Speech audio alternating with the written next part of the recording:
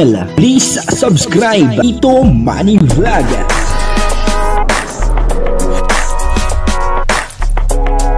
Payagan po si Tito Manny Vlog na mag-reactor para pambiling gamot sa kanya pong karamdaman. Wala man siyang records ng ng awayan.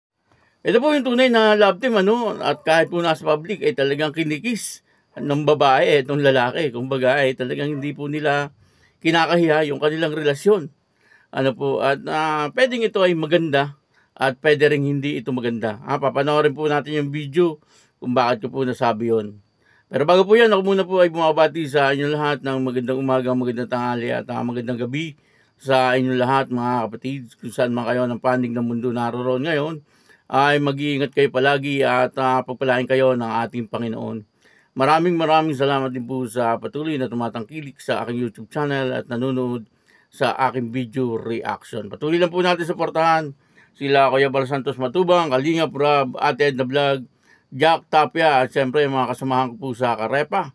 Ganun din po yung Team Views at yung mga Kalingap partner na charity vlogger.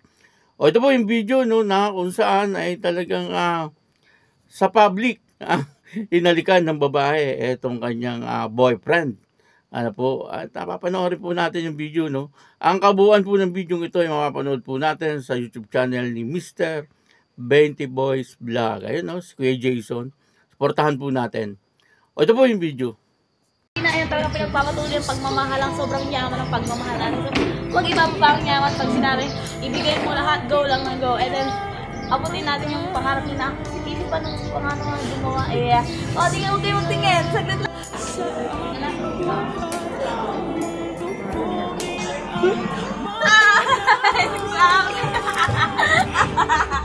Parang ang sarap. This milk tea Ayan, lahat ng milk tea bumili lang kayo yan. Affordable yan, Ang natural, ng ating, milk boy. Galing ko. Asik. Thank you.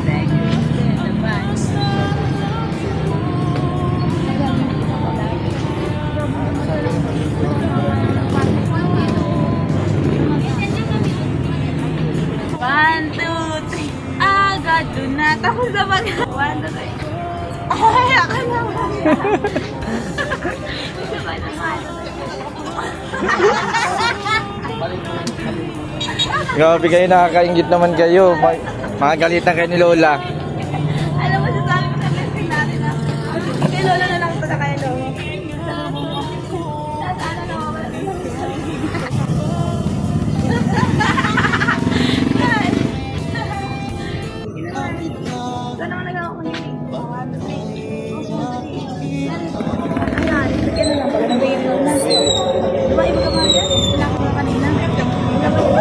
Bakit? Nanggit ka? Nasa public pa yan, boy. Public. Kaya mo yun? Kaya mo mag-isa public? Sino ba kaya ang talaga? Casey. Parang alam ko si Ate Rubeling daw hindi niya kaya mag-isa public. Yun po, napanood po natin yung video, At dito nga po yung magkakasama. Itong sila Robelyn, Auntie na Robelyn, si Mr. 20 Boys Vlog, at saka si Casey, at saka itong si Jigs. Ito po daw ay pina-injection na ni Kuya Jason. Grabe, talagang itong si Kuya Jason, makikita po natin. Nandoon po yung pagmamahal niya, sa kanyang mga inaalagaan na beneficiary. Sa totoo lang, sabi ni Kuya Jason, katulad po nung isa niyang beneficiary na si Charmaine, pinupuntahan niya po ito lagi, ay wala naman daw po siyang sponsor doon. Ang pinapagamot niya po doon ay nanggagaling po mismo sa kanyang bulsa, sa kanyang channel. Kaya suportahan po natin itong si Mr. 20 Boys Vlog. At dito nga po sa dalawa, kay Jigs sa kay Casey, hindi ko lang po alam kung meron po siyang sponsor. At ganun din po kay Robelyn. Na buwan-buwan po yan, lifetime na yan. Siguro nagamutan at buwan-buwan kailangan pa injectionan. Medyo mabigat din, na pasanin para kay Kuya Jason. Pero binabaliwala lang po yan ni Kuya Jason. Nakikita naman po natin na talagang na andon, na talagang hindi niya po pinababayaan. Patuloy niya po itong sinusuportahan sa gamot. At yun na nga, mapunta na po tayo dito sa love team kay Casey at saka kay Jigs. Kita-kita po natin na talagang itong dalawang ito ay mayroon pong relasyon. Yun po ang katotohanan. At hindi naman po kaila sa lahat. Nakikita po natin sa publiko ay hinahalikan ni Casey. Ito po si Jigs. Ganun po siya maglambing at magmahal. Maaaring si Casey, kung wala po itong naging sakit, ay talagang napakalambing na bata. Yun naman po ang sabi ng lolo at lola niya, na napakalambing pong bata nitong si Casey. Kaya po ito nagkaroon ng depression. Dati po naikwento na nang dahil po sa pag-ibig.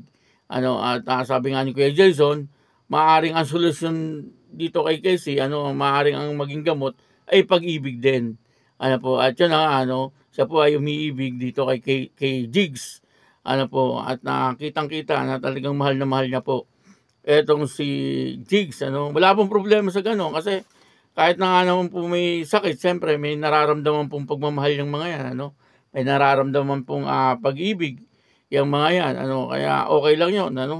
Kaya lang, sana ang maiwasan po dito ay yung magkaroon po sila ng contact. Kaya siyempre sa ngayon, parehas po sila nagpapagaling, ay hindi pa po pwedeng mabuntis itong si Casey. Yan naman po ay opinion ko lang, hindi ko naman po sila pinapangunahan.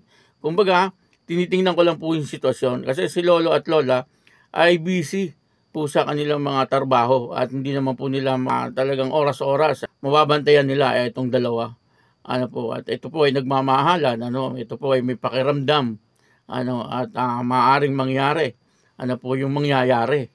At kung ito po ay sakaling magkaroon ng pamilya, at siyempre kung mabuntis si Casey, siyempre papakasal po nila ito.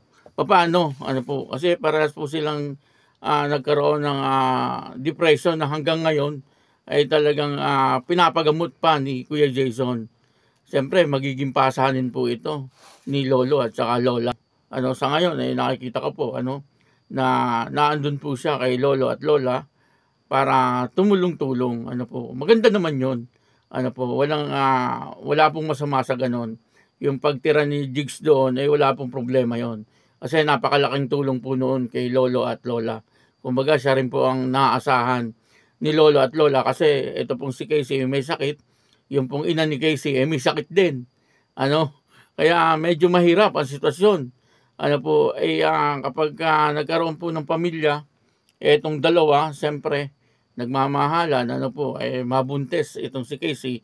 Ito po ay opinion ko lang Ngayon, siyempre, ang papasan po dyan ay si Lolo at Lola. Matatanda na po yung dalawa. Di po ba? Dapat sana nga, medyo nagpapahinga na itong si Lolo at Lola. Pero talagang kayod marino pa sila, para po mayroon silang pambuhay dito sa kanilang mga anak na mayroon po sakit na depression. Yun na po, yun lang naman po ang iniisip ko. Baka po sa huli, ay sa halip na maging maayos, ay baka po maging problema. Pero, hindi po yan ang panalangin natin. Siyempre, ang panalangin po natin ay maging maayos po ang kanilang sitwasyon. Kaya yun, maraming salamat po sa inyong lahat. At ako po si Tito Manny Vlog na nagsasabing God bless you all. Diyos mabalos.